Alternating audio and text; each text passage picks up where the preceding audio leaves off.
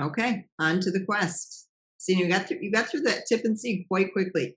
Any questions or any issues on the tip and see? Do you feel pretty comfortable with just kind of in this case letting the kids go with it and knowing that they're going to be able to get through the tip and see on their own without a lot of pre-instruction?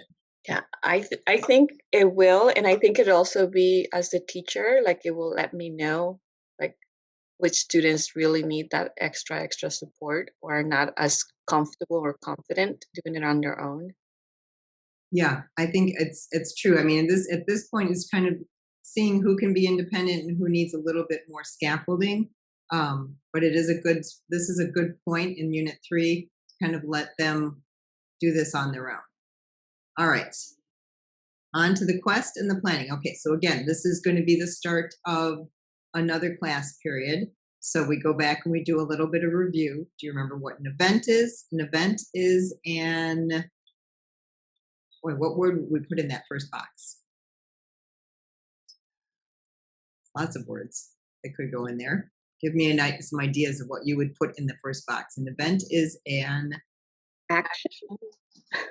action. Excellent. Exactly. And that "and" kind of gave it away that would have to start with a vowel that causes something else to Happen. happen. Wow. You guys are brilliant. Fantastic. You've been listening so well. All right. So when the green flag is clicked, will the actions in the two scripts happen one after each other in sequence or at the same time? When I click the green flag, will these two scripts happen at the same time or one after each other? Same time? Same time? Same time, exactly. So in this case, I've got, and this is a good thing to point out. This is something that you will see if you do Act 2, because deals with parallelism and synchronization. This is parallelism. If you want a sprite, so if I had created one script and I had one green flag clicked, play sound, turn 90 degrees, and change brightness, those three things would happen in sequence, in order. So the sound would play, then he would turn, then the brightness would change. But if I want the sound to play while he's turning and the brightness is changing, I can create the one green flag click scripts in order for the two actions to happen at the same time. So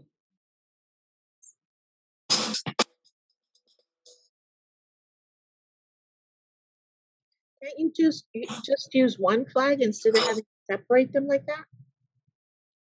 if you use one script, the sound will play first, then it will turn, and then it will change brightness. But if you want the sound to play at the same time that he's turning and changing brightness, that's why you need to have the two separate scripts.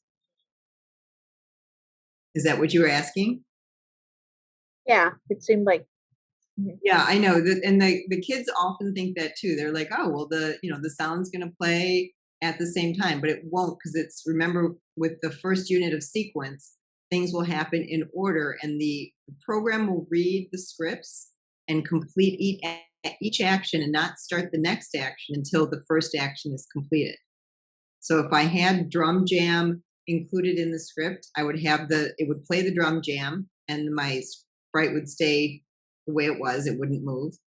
Once the drum jam was finished playing, then it would turn 90 degrees and then it would change brightness. If I wanted it to actually have the sound, turn, and change brightness all at the same time, I would need to have one green flag clicked scripts in order for all three things to happen at the same time. Okay, so we have a discuss with the partner which event will make the sprite say hello for 2 seconds, the green flag or the right arrow. Which one will make it say hello for 2 seconds? Green flag clicked event or the right flag.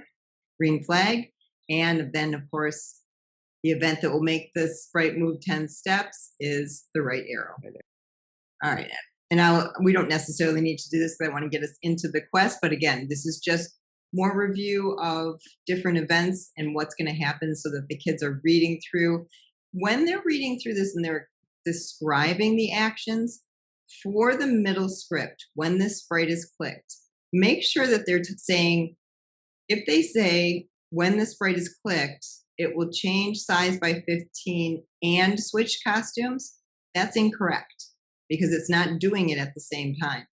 What's correct is to say it's changing size by 15, then it's switching costumes. So that they need to understand that these are sequential and that the first action needs to complete before the second action occurs.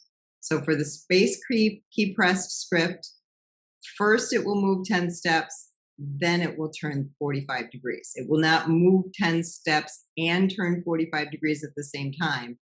First move, then turn. And these are just things that I always try to point out with my students when I'm teaching this.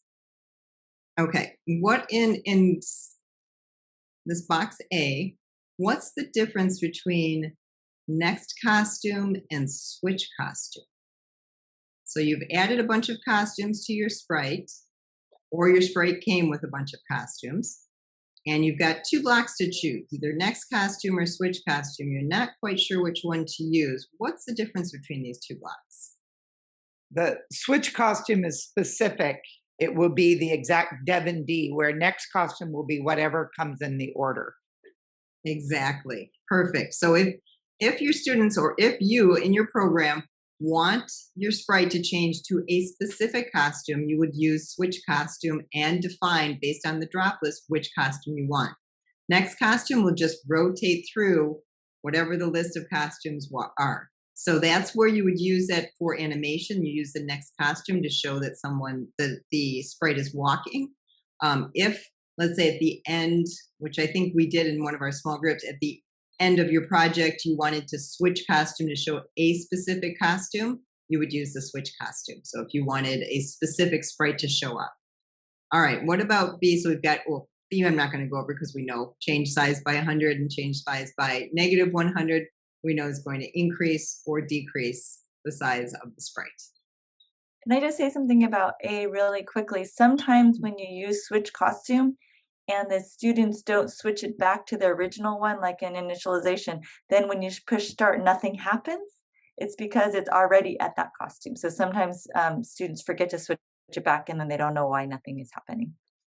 Yeah, that's a good point because if you're using next costume in a script, and let's say when this sprite clicks script, and you want the sprite to start out at a specific costume, you would add the switch costume block to the green flag script. So you're resetting it to a specific costume at the specific place so that it can start its animation using next costume within the either space key pressed or script or sprite clicked script.